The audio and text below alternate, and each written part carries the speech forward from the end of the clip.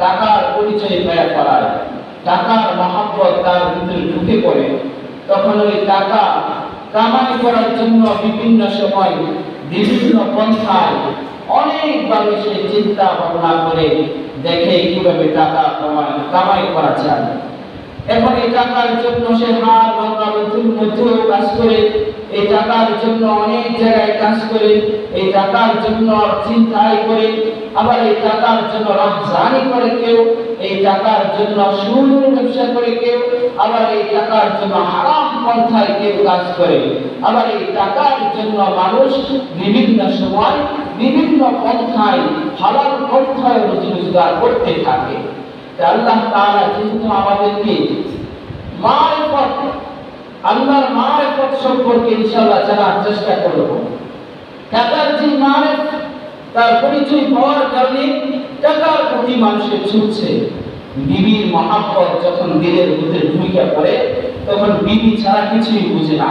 বিবাহ করছে, বিবির সাথে মহব্বত হয়েছে, এখন বিবির সাথে মহব্বত হওয়ার কারণে বিবির মহব্বতের খাতিরে যে যেটা মনে চায়, বিবির কি মনে চায়, বিবি কিভাবে খুশি হবে।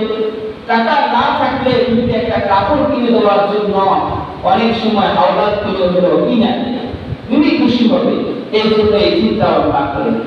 যেমন আমাদের ভিতরে টাকা, এই সমস্ত জিনিস যখন ঢুকে গেছে, এর পরিচয় আমার ভিতরে যখন মহব্বত ঢুকে গেছে, তখন আমরা এর জন্য আকুতি মিনতি বিভিন্ন দিক থেকে বিভিন্ন কাজ করতে থাকি।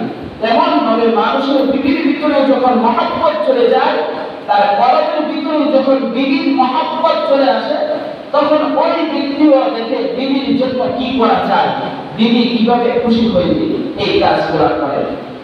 বাবারে, যখন আল্লাহ তাআলা আমাদের ভিতরে দুনিয়ার একটা মহব্বত দিয়েছে, এই দুনিয়ার মহব্বতটা যখন দুনিয়ার পরিচয় পায়, দুনিয়ার কোন জায়গায় গেলে কি হইব, কি কাজ করলে কি হইব, এই মহব্বতটা পাওয়ার খাতিরে কিন্তু দুনিয়ার মধ্যে আমার থাকতে মনে চায়। যদি এই কলমের ভিতরে দুনিয়াটা না থাকতো, তাহলে মনে চাইতো না। এই কলমের মধ্যে দুনিয়াও থাকবে, বিবিও থাকবে, টাকাও থাকবে, পয়সাও থাকবে, কিন্তু এটা সীমিত আকারে থাকতে হবে। এই জন্য আল্লাহ রাব্বুল আলামিন বলেন, ওয়াল্লাযীনা আমানু আশাদ্দু হাব্বান লিল্লাহ হুব্বান লিল্লাহ। আল্লাহ তাআলা পবিত্র কালামুল্লাহ শরীফের মধ্যে বলেন, সবাই মাওলাকে, মাওলার পরিচয় কত বড়, মাওলা কত কি, মাওলার রহমত কত, মাওলার দয়া কত, মাওলার মারিফত কত, মাওলার পরিচয় যদি তোমার দিলের ভিতরে ঢুকতো তাহলে মাওলার প্রেমে তুমি পাগল করা হয়ে যেতে। আল্লাহ নবীজি বলেন, বান্দার ভিতরে যখন বান্দার কলমের মধ্যে মাওলার মারিফত ঢুকে পড়ে, তখন মাওলা ছাড়া সে কিছুই বুঝে না, মাওলার পরিচয় কি সেটা জানতে যায়। এই জন্য মাওলার পরিচয় কি তুমি যদি জানতে চাও, তাহলে তোমাকে তিনটা কাজ করতে হইব। মাওলার পরিচয় সম্পর্কে আল্লাহর হাবিব বলেন, মাওলার পরিচয় করতে তুমি জানতে চাইলে প্রথমে দেখো তোমার আল্লাহ তাআলা যে বডি অঙ্গ প্রত্যঙ্গ দান করেছেন, সেই অঙ্গ প্রত্যঙ্গের বডির মধ্যে দিয়া মাওলার পরিচয় জানো। প্রথমে দেখো মানুষে, হায় আল্লাহ তাআলা যে আমাকে এত সুন্দর একটা বডি দিয়েছে, এই বডিটার হাত কোন জায়গায় থাকলে ভালো হয়, এই বডিটার নাক কোন জায়গায় থাকলে ভালো হয়, এই বডিটার চক্ষু কোন জায়গায় থাকলে ভালো হয়, এটা সমস্ত কিছু যখন মানুষে জেনে ফেলেছে, এই গাড়িগুলা যখন এই সমস্ত জিনিসগুলা খেয়াল করবো, বিশ্লেষণ করবো, এই সময় চিন্তা ভাবনা করবো, আমার নাকটা যে আছে, এই নাকটা যদি এদিক দিয়ে না দিয়ে সামনে পিছন দিক দিয়ে দিত, তাহলে কি অবস্থা হইতো। আমি খাওয়ার সময় কত সুন্দর করে এখন খাই, এই হাতটা দ্বারা করতেছি, এই হাতটা লড়াই করার জন্য কোনো মিসিং এর প্রয়োজন নাই। আল্লাহ আমাকে মুখটা দিয়েছেন, মুখটা আমি নিতেছি, এখন এই মুখের মধ্যে নেওয়ার সময় খানাটা ভালো নাকি মন্দ না পচা, নাকটা আমাকে বলে দিতেছে, চোখটা আমাকে দেখা দিতেছে খানার মধ্যে ময়লা আছে নাকি আবর্জনা আছে, খানাটি কি ভালো নাকি মন্দ, এটা আমাকে দেখা দিতেছে। যদি আল্লাহ তাআলা চক্ষুটা পিছন দিক দিয়া দিতেন, মুখটা সামনে দিক দিয়া, নাকটা পিছন দিক দিয়া, এখন ওই দিকটা দেখায়া তারপরে দিগান্ত, দেখতে একটা বিশ্রী লাগতো। এই জন্য আল্লাহ বলেন, দেখো তোমার শরীরের মধ্যে যে জায়গায় যেটা থাকলে তোমার ভালো হয় সেই কাজটাই আমি কিন্তু করেছি। তবে আল্লাহ তাআলা বলেন, বান্দা তুমি একবার চিন্তা করে দেখো, এই যে বডিটা আমি দান করেছি, তোমার হাতটা, এটা যদি আমি কোনো মেশিন সিস্টেম করে দিতাম তাহলে হাত লড়াইতে জন্য মেশিন একবার অন করতে হইতো আর একবার বন্ধ করতে হইতো, এমন কিছু করতে হয় না। আল্লাহ বলেন, পাওটা আমি তোমাকে দিয়েছি, এই পাওটাকে তুমি যেভাবে ইচ্ছা সেভাবে নিয়ে যেতে পারো। আল্লাহ বলেন, এই যে মাথা আমি দিয়েছি, দেখো এই মাথাটা আমি এত সুন্দর করে দিয়েছি, এই মাথার বুদ্ধি খাটায় তুমি কত রঙের কত কিছু করো। কেউ বা ডাক্তারি করে, আবার কেউ ইঞ্জিনিয়ারিং করে, কেউ বা বিভিন্ন কাজকর্ম করে। এই মাথা খাটায় কিন্তু কম্পিউটার বানাইছে, এই মাথা খাটায় কিন্তু ব্রেন খাটায় কিন্তু মোবাইল বানাইছে, এই ব্রেন খাটায় কিন্তু আকাশের মধ্যে উড়ে যায় প্লেন বানাইছে, এই ব্রেন খাটায় কিন্তু হেলিকপ্টার বানাইছে, এই ব্রেন খাটায় কিন্তু আল্লাহ তাআলা যে ওই যে এই জায়গার মধ্যে যাদের দেশ আছে, যাদের দেশে যাওয়ার জন্য চেষ্টা করে, ওই কাজগুলো করে। শুধুমাত্র আল্লাহ তাআলা এই সবার এই মাথার বুদ্ধি দেওয়ার কারণে বুঝতে পারছে। আর যদি আল্লাহ তাআলা মাথা না দিত তাহলে কিছু করতে পারতো। আল্লাহ বলেন, বান্দা আমি দুনিয়ার মধ্যে সমস্ত পৃথিবীর মানুষদেরকে আমি রব্বুল আলামিন বুদ্ধির মধ্য থেকে আমার যে সমস্ত বুদ্ধি আছে, জেহান আছে, সেই সমস্ত জিনিস থেকে আমি ওই যে একটা সুই আছে, সুই থেকে যদি একটা টান দাও, পানির মধ্যে টান দিয়ে উঠলে কতটুকু পানি বাড়ে দিব, এর থেকে আরো কম তোমাদেরকে বুদ্ধি দিছি। গোটা পৃথিবীর মানুষকে আল্লাহ তাআলা এই সুইয়ের থেকে আরো বেশি কম বুদ্ধি দিছে। তাহলে আল্লাহ তাআলা যদি এর থেকে যদি বুদ্ধিটা আরো বেশি দিত তাহলে মানুষ আর কি করতো না, জানি আমরা কি করতো। এই সাধারণ একটু বুদ্ধি জ্ঞান আল্লাহ তাআলা কি করে, আল্লাহ তাআলার পরিচয় জানতে চায়। আল্লাহ বলে, তুমি আমার বৃক্ষ দেখো, বৃক্ষ দেখার পর তার উপর গবেষণা করো। যে দেখো একটা বৃক্ষ তুমি যখন মাটির মধ্যে লাগাও, লাগানোর সাথে সাথে তার একটা বীজ লাগাইছো, এর থেকে অঙ্কুর গজায় উঠছে, এর থেকে আস্তে আস্তে আস্তে উঠতে উঠতে তোমার বিশাল বড় কাঁঠাল গাছ হয়ে গেছে, বিশাল বড় তোমার বট গাছ হয়ে গেছে, বিশাল বড় বড় তাল গাছ হয়ে গেছে। এই বৃক্ষের মধ্যে থেকে আল্লাহ তাআলা শিক্ষা দিতেছেন, দেখো বান্দা আমি যে আছি এটা তুমি দেখো। আল্লাহ তাআলা প্রত্যেকটা বৃক্ষের মধ্যে আল্লাহ তাআলা ফেরেশতা ফিট করে রাখছে। বৃক্ষের মধ্যে ফেরেশতাটা যখন জন্ম নিব ওই সময় পর্যন্ত দেখবো, জন্ম দেওয়ার সময় এটা যেন পচে না যায়, পড়ে না যায়, আল্লাহ রহমত করে এই জন্য চেষ্টা।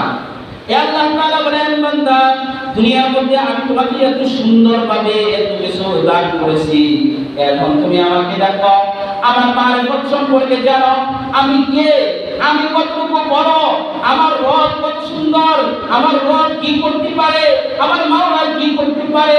এই মাওলা যখন এই সমস্ত কাজকর্ম সমস্ত কিছু দেখবে তখন ওই বান্দার ভিতরে কলেজের ভিতরে একটাই বুঝবো, আমার মাওলা কে, আমার মাওলা কে, আমার মাওলার পরিচয় কি, এটা জানার জন্য আমি কিন্তু যখন চেষ্টা করবো বান্দার ভিতরে কলেজের ভিতরে নোরা, তখন ওই ব্যক্তি আর গুনাহ করতে পারবে না।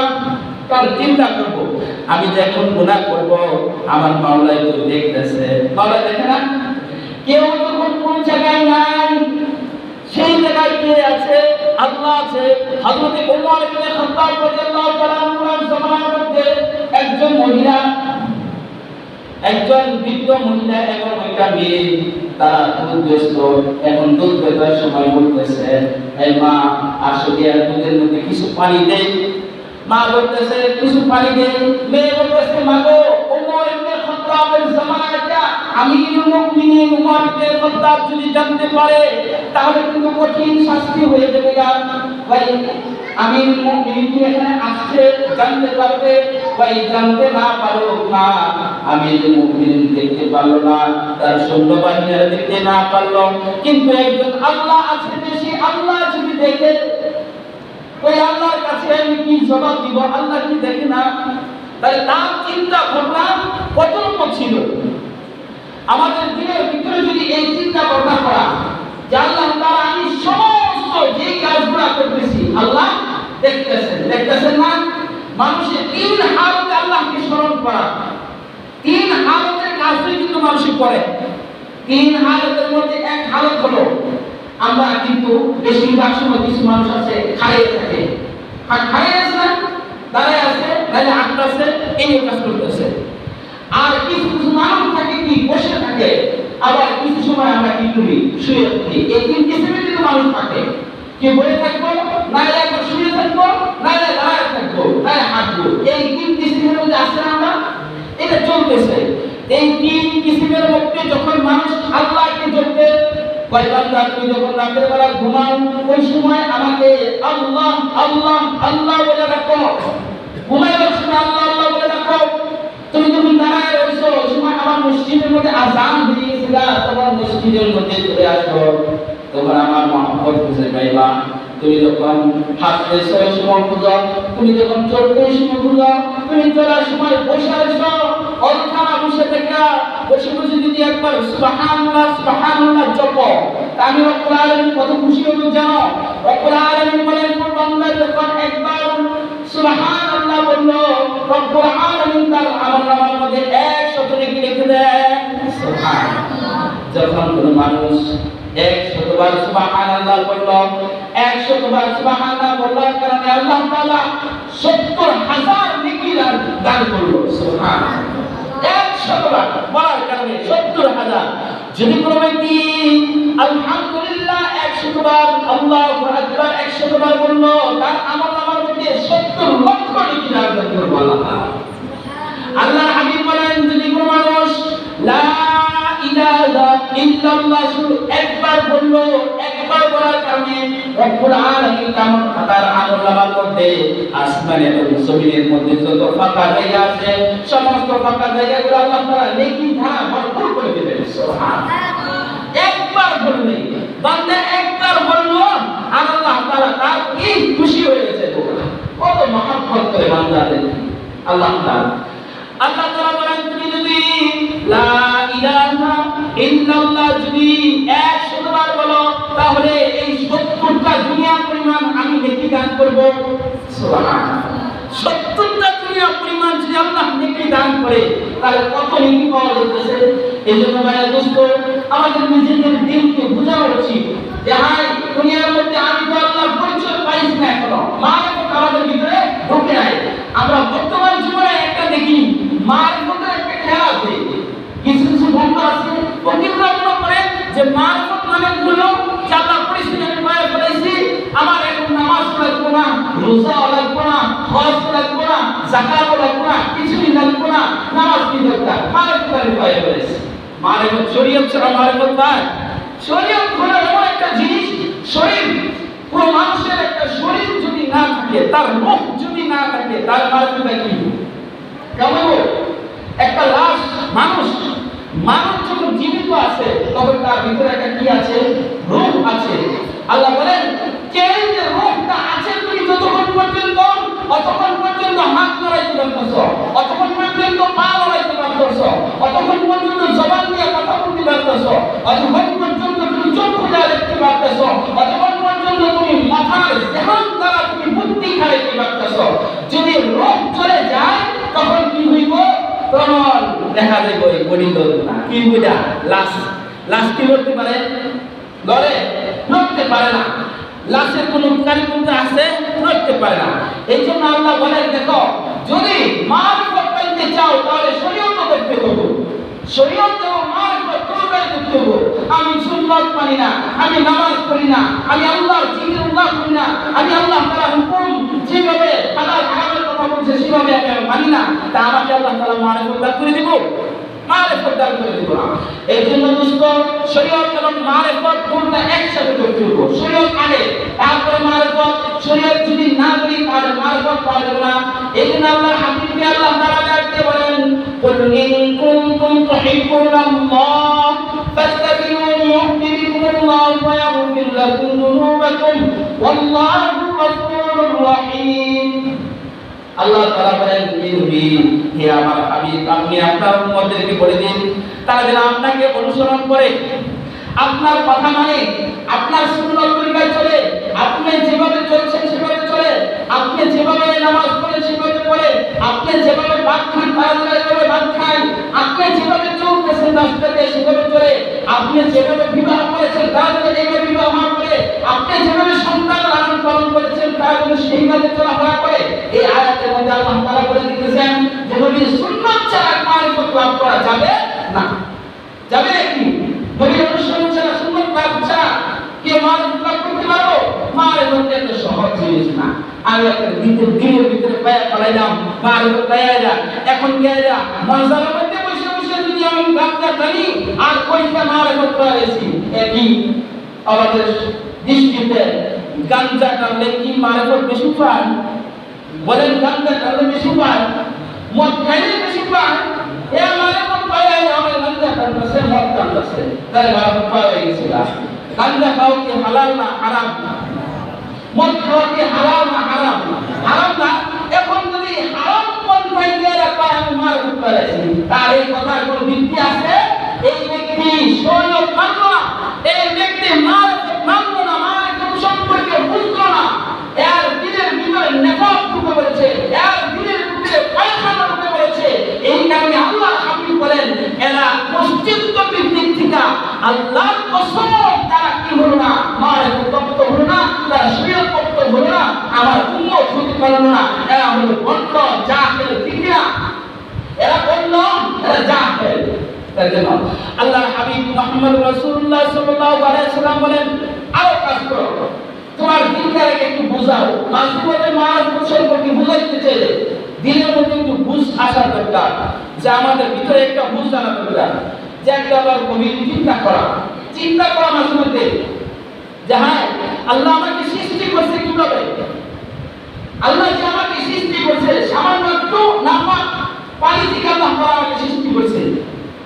আল্লাহ আমাকে নাপাক পানি থেকে রক্তের একটা জমাট, একটা রক্ত টুকরা বানাইছে, রক্ত বানাইছে, তার থেকে একটা গুস্ত বানাইছে। এই গুস্ত থেকে আল্লাহ তাআলা আমাকে আস্তে আস্তে শরীরে গজাইছে, আমার মায়ের গর্ভের মধ্যে রাখছে। এবারে দেখো বান্দা, আমি তোমাকে কেমন করে সৃষ্টি করেছি?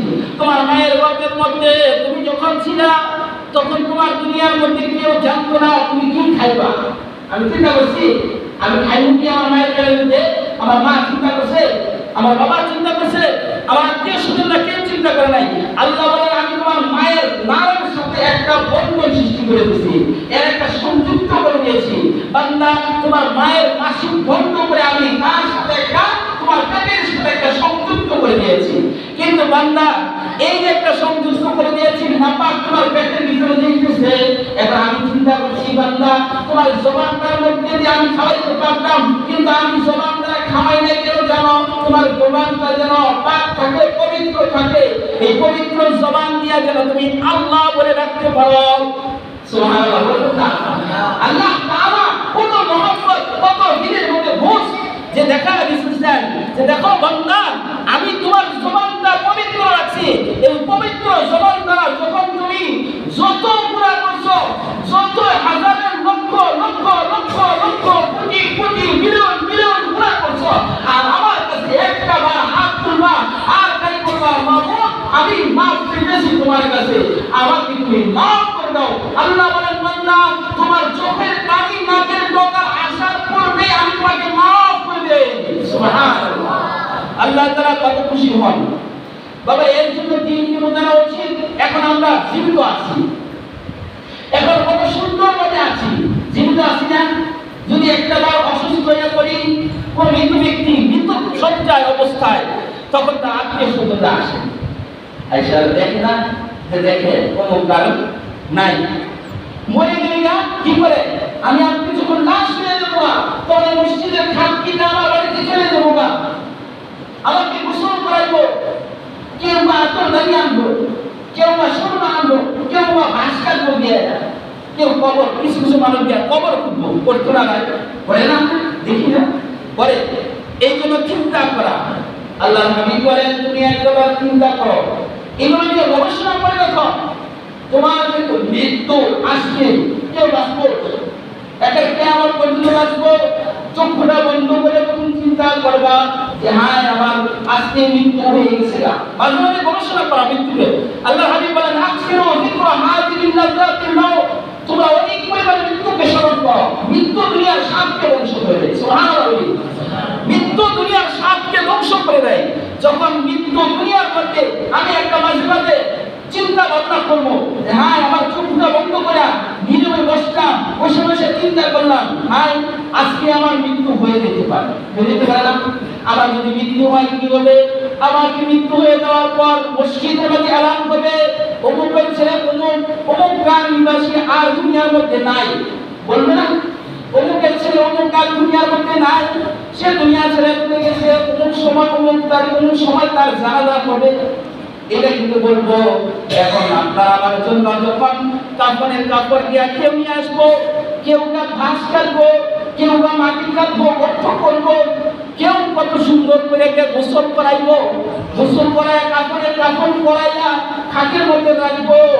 কাপড়ের কাপড় যখন পরায় তখন আল্লাহ তাআলা বলেন, ওই যে দেখো তোমার পায়ের মধ্যে যে ভাঙটা দেয়, এই পায়ের ভাঙটা দিয়ে কই আল্লাহ বলে এই পা দ্বারা তুমি গুনার মধ্যে গেছিলা, এই পা দ্বারা তুমি হারাম কাজের মধ্যে গেছিলা।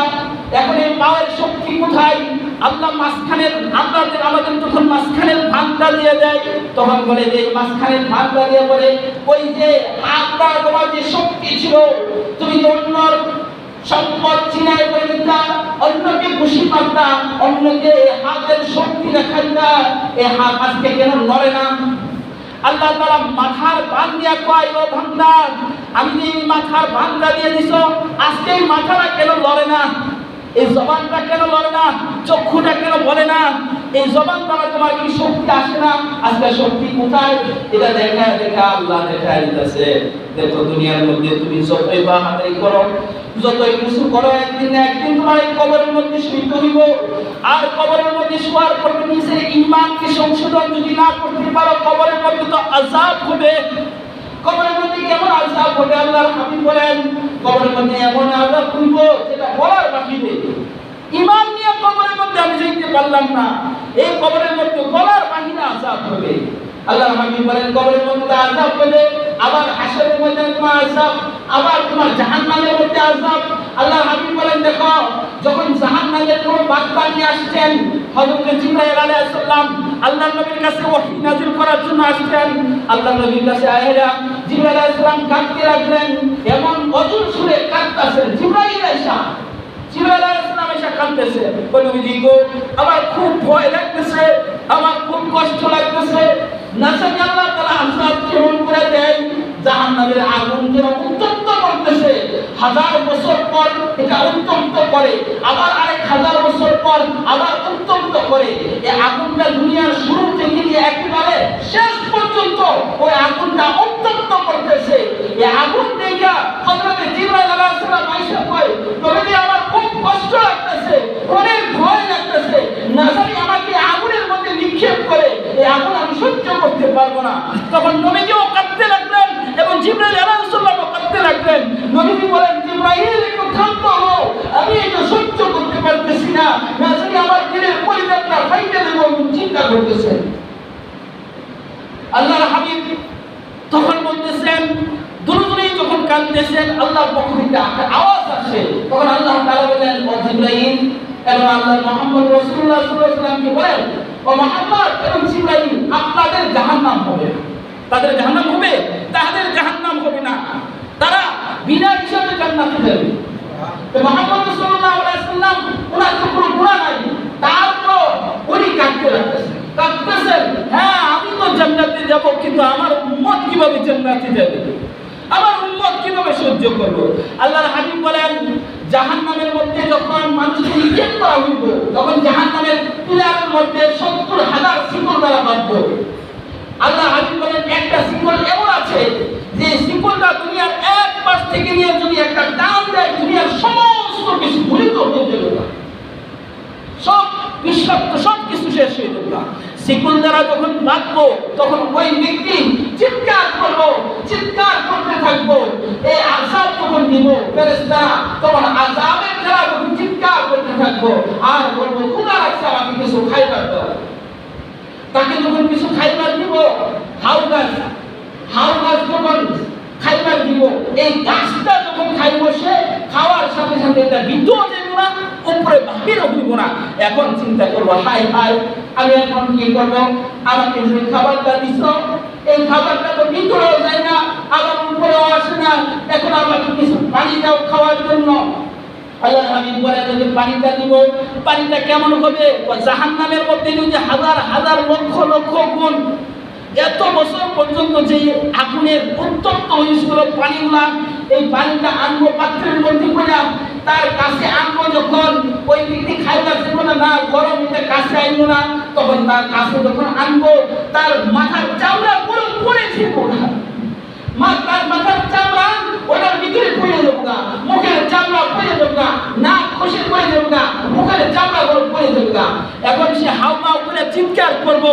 আল্লাহর হাবিব বলেন সে যখন হাউমাউ করে চিৎকার করবো, তারপরে তাকে পানি খাওয়া দিব। পানি যখন খাওয়া দিব, এই দিনের ভিতরে পেটের ভিতরে যখন যাইব, তার পেটের ভিতরে সমস্ত নারী বুড়ি সমস্ত কিছু পিছনের রাস্তা দিয়া সব সব করে একবার বাড়িয়ে করবো।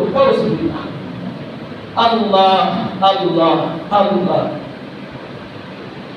এই যে এমন ভাবে দিব। তারপরে আল্লাহর হাবিব বলেন জাহান্নামের মধ্যে উপত্যকা আছে কিছু, 70,000 উপত্যকা আছে। 70,000 উপত্যকার মধ্যে 70,000 কক্ষ আছে, 70,000 ঘর আছে, 70,000 ঘরের মধ্যে 70,000 সাপ আছে, 70,000 বিচ্ছু আছে। আল্লাহর হাবিব বলেন এক একটা সাপ কেমন বড় হবে জানো? এক একটা সাপ দুনিয়ার এক প্রান্ত থেকে আরেক প্রান্ত যাইতে যতটুকু দূরত্ব অতটুকু বড় হইব। নাউজুবিল্লাহ। এর যতটুকু বড় হবে, ওই উটের গর্দান যতটুকু বড়, এর থেকে আর 70 গুণ মোটা হইব। এই সাপটা যখন তাকে কামড় দিব, এই সাপটা একবার কামড় দেওয়ার সাথে সাথে তার 70,000 বছর পর্যন্ত তার বিষ তার শরীরের মধ্যে লেগে আছে। আল্লাহ আল্লাহ, সাপের মুখের মধ্যে যে একটা বিচ্ছু থাকবো, আল্লাহর হাবিব বলেন এই বিচ্ছুটা কেমন হবে জানো? এই বিচ্ছুটা হলো খচ্চর গোড়া কতটুকু বড়, এই বিচ্ছুটা অতটুকু বড় হইব। এই বিচ্ছু যখন একটা বার কামড় দিব, 40 বছর পর্যন্ত তার এই বিষ লেগে থাকবো। এখন ওই ব্যক্তিকে, এখন তো তার সমস্ত চামড়া ছুলে গেছে না, এখন সব কিছু বাড়ি গেছে না। এখন জাহান্নামের মধ্যে একটা ঝর্ণা থাকবো, জাহান্নামের ঝর্ণা। এই ঝর্ণার আশপাশ দিয়ে শুধু সাপ আর শুধু বিচ্ছু, এই জাহান্নামের ঝর্ণা দিয়ে শুধু পানি পড়তেছে। এই পানিটা টকবক টকবক করতেছে। এই টকবক করলে ওরা পানির গাছ দিয়ে যখন নিয়ে নেবো একবার, আল্লাহর হাবিব বলেন তার শরীরের মধ্যে কোনো চামড়া থাকতো না, কোনো কিছুই থাকতো না। এখন সেই ব্যক্তিকে চিন্তা করবো, তার শরীরের মধ্যে হাড্ডি ছাড়া আর কিছু থাকতো না, পেটের নাড়িবাড়ি থাকতো না, কলিজা থাকতো না, কিছুই থাকতো না, কিন্তু রোগ তার আছে। এই রোগের উপর তার আশা হইতেছে। আর একদিন যখন ঘুরে আনবো, তার সমস্ত আমাদের যখন কাপড় ছিঁড়ে যায়, লুঙ্গি ছিঁড়ে যায়, তখন টানাটানি শুরু করে দিন, টেনে টেনে নিয়ে যায়। আল্লাহর হাবিব বলেন তার চামড়া যখন ছিঁড়ে দেবো, তার চামড়া যখন গয়না দেব, এই সমস্ত নিয়ে টানতে থাকবো, টানতে থাকবো, টাইনা টেনে নিয়ে দেবো। আর শুধু চিৎকার করতে থাকবো, চিৎকার করতে করতে আল্লাহর কাছে বলবো আল্লাহ আমার মাফ করে দাও। আল্লাহর কাছে বলবো আল্লাহ তুমি সব, আমি তোকে খাইবার দিছিলাম, আমি তোকে পড়বার দিছিলাম, আমি তোকে ঘুমাইবার দিছিলাম, আমি তোকে সুন্দর হাত দিয়েছিলাম, আমি তোকে সুন্দর দেহ দিয়েছিলাম, আমি তোকে জবান দিয়েছিলাম, আমি তোকে মাথা দিয়েছিলাম, কি আমার জন্য কি করেছিলে, আমার জন্য কি করেছিলে? আল্লাহ বলবেন আল্লাহ এখনই শুরু হয়েছে। ওই ব্যক্তি আযাব সহ্য করতে না পেরে জাহান্নামের দেওয়াল তক্তা 70,000 পর্যন্ত, 70,000 বছর পর্যন্ত এর চিন্তা করবো। আস্তে আস্তে চেষ্টা করে যখন উঠতে চাইবো, যখন সে উঠে পড়বো, একটা পাও দিব, পাও দেওয়ার সাথে সাথে আবার ফেরেশতা নামায় দিব। আর নামায় বলবো এই নারায়ণ, দুনিয়ার মধ্যে আল্লাহ তো জবান দিয়েছিল, এই জবান দিয়ে অপরকে গালি দিয়েছিলে, এই জবান দিয়ে আল্লাহর নাম অবস্থায় দুনিয়ার মধ্যে গান গাইছিলে, দুনিয়ার মধ্যে মহিলাদের সাথে অসভ্য করে কি বলছিলে, এই হাত আল্লাহ তাআলা বলবে হাত আজকে শক্তি কই, আজকে দেখা দে রব কত বড়। রব আল্লাহ দেখা দিতেছেন। আল্লাহর কাছে ভাই একটা বার যদি মাফ চাই, আল্লাহ মাফ করবো না? সাহাবায়ে কেরাম রশিদ আহমদ গঙ্গি রহমাতুল্লাহি আলাইহি, রশিদ আহমদ গঙ্গি রহমাতুল্লাহি আলাইহি, উনি মাঝে মাঝে এমন অবস্থা ছিল, কবরের কথা চিন্তা করতে করতে ওনার চক্ষুই অন্ধ হয়ে গেছে। কবরের কথা চিন্তা করতে করতে ওনার চক্ষু অন্ধ হয়ে গেছে। এখন রশিদ আহমদ গঙ্গু রহমতুল্লাহ আলাইহি সাকিবিতা বলেন, হুজুর চক্ষুর চিকিৎসা করি। বাবারে চক্ষুর চিকিৎসা কেন করবো?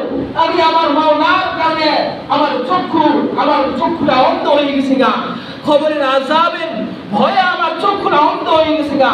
মালিক যদি কাল কিয়ামতের ময়দানে জিজ্ঞাসা করে, ও রশিদ আহমদ তুমি দুনিয়ার মধ্যে কি করছিলা? আমি তো মাওলার কাছে বলতে পারবো, মাওলা তোমার আযাবের ভয়ে, তোমার ভয়ে আমার চক্ষুটা কাঁদতে কাঁদতে অন্ধ হয়ে গেছে গা। এই সাক্ষীরা দিতে পারবো। হযরত ওমর ইবনে খাত্তাব রাদিয়াল্লাহু তাআলা আনহু যারা দুনিয়ার মধ্যে জান্নাত সার্টিফিকেট পায় বলেছে, তারপর ওমর রাদিয়াল্লাহু তাআলা আনহু কাঁদতে কাঁদতে ওনার চোখের এদিকে সমস্ত দিক থেকে কালো হয়ে গেছে গা। তারপরে উনি অঝরে কাঁদতেন। সাহাবায়ে কেরামরা বললেন, ও ওমর ইবনে খাত্তাব আপনার একজন ওষুধ প্রবার করেন না। বলেন, আমি সেই ওমর, আমার মতো ব্যক্তি, নালায়েক ব্যক্তি, আমি উট চড়াইতাম, মহাজ চড়াইতাম, আমি মাঠের কাজ করতে ওয়ালা ছিলাম। আল্লাহ আমাকে আমিরুল মুমিনিন বানাইছে, আল্লাহ আমাকে ওমর ইবনে খাত্তাব বানাইছে, আল্লাহর নবীর সাহাবী বানাইছে। আল্লাহ তাআলা যদি কাল কিয়ামতের ময়দানে জিজ্ঞাসা করে, হে ওমর তুমি আমার জন্য কি আনছো? আমি অন্তত বলতে আল্লাহর কাছে বলবো, আল্লাহ এই যে চক্ষুর মধ্যে কাঁদতে কাঁদতে পানি ফেলে গেছে গা, এই পানির কারণে আস্তে আস্তে আমার ভাগ হয়ে গেছে গা, এটা তো পছন্দ শুরু করে দিয়েছে, এটা আল্লাহ তাআলার কাছে বলতে পারবো। ওমরের কত জজবা ছিল, আবু বকরের কত জজবা ছিল। আবু বকর রাদিয়াল্লাহু তাআলা আনহু মাঝে কবরের পাশে গিয়ে কান্নাকাটি শুরু করতেন, হায় আমাকেও তো কবরের মধ্যে রাখো। ভাই আমরা এই জমানের মধ্যে আমরা এই চক্ষু দ্বারা আমাদের সালাতের নামাজ পড়ি, এই চক্ষু দ্বারা আমরা দেখতেছি আমার ভাই মারা গেছে, এই চক্ষু দ্বারা আমার বাবা মারা গেছে, এই চক্ষু দ্বারা দেখতেছি আমার মা মারা গেছে। তারপর আমার জবানের মধ্যে একটা বার আসে না, হায় আমাকে একদিন কবরের মধ্যে যাইতে হবে। দিলের মধ্যে আসে না, অন্তরের মধ্যে আসে না, উপর দিক থেকে আসে, আমারও একদিন মরে যেতে হবে, এটা আফসোস হয়। কিন্তু দিল থেকে যদি আফসোস আসতো তাহলে আমি কিন্তু গুনাহ করতে পারতাম না, করতে পারতাম ভাই, করতে পারতাম। হ্যাঁ, আল্লাহর কাছে মাফ চাইতে পারবো না? আল্লাহর কাছে মাফ চাইতে পারবো? আল্লাহর কাছে মাফ চাই, একটা বার খালি আল্লাহর কাছে হাত তুলে বলি, আল্লাহ আমাকে মাফ করে দাও। আল্লাহর হাবিব বলেন, তোমার যদি জাহান্নামের ভয়ে একটা বার শুধু চোখের পানি ফেলাই না, একটা বার এক ফোঁটা জাহান্নামের ভয়ে যখন, আমার ভয়ে যখন এক ফোঁটা চোখের পানি ফেলাইবা, আমি মাবুদ তোমাকে এক ফোঁটা পানির কারণে জাহান্নামের আগুন থেকে ইবাদত করব। সুবহানাল্লাহ। আল্লাহর কাছে কাঁদতে পারবো না, আল্লাহর কাছে চাইতে পারবো না? আল্লাহ আমাদেরকে সকলকে মাফ করো, দিনের মধ্যে বুঝ দান করো। অনেক সময় মনে হয় ভাই আপনাদেরকে কেমন করে বুঝাবো সেটা বুঝে আসে না আমার। মনে হয় দিলটা যদি খুলে দিতে পারতাম তাহলে আপনাদেরকে বুঝাইতাম ভাই জাহান্নামের আযাব কত যে কঠিন, কবরের আযাব যে কত যে কঠিন। এটা যদি দিনের মধ্যে বুঝ না আসে আমার কিছু করার নাই, একদিন না একদিন ওই জাহান্নামের আযাব ভোগ করতে হইব। যদি আমার দুনিয়ার মধ্যে নেক আমল যদি না নিয়ে যাইতে পারি, এই জন্য নেক আমল নিয়ে যাওয়ার চেষ্টা করেন। টাকা দিয়ে কি হবে, অর্থ দিয়ে কি হবে, সম্পদ দিয়ে কি হবে? বিবি খাইবো, সম্পদে খাইবো, ছেলে খাইবো, সন্তান খাইবো, তারা একদিনও মনে করবো না। আল্লাহ তাআলা আমাদের সকলকে সঠিক বুঝ দান করুন। আমিন ওয়া আখিরু দাওয়া।